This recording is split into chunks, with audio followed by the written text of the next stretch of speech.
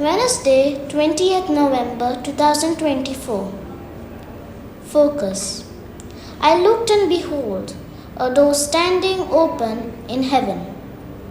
The first reading brings to mind a truth that I learned in catechism class. God made us to know, love, and serve Him in the world, and to be happy with Him forever in heaven. God has kept the door to heaven open for everyone. And to pass through it, He has given us a precious gift, Jesus Christ. It is up to us to use this gift in the best way to inherit the kingdom of God. The open door reminds us of our Christian duty to go and proclaim the good news. Proclaiming Christ in word and action can make us worthy to His kingdom.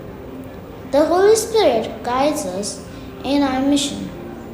He helps us to recognize Christ in the Scriptures, to experience His love in the sacraments, and to share His goodness with everyone, especially the poor and the marginalized, and those who mourn.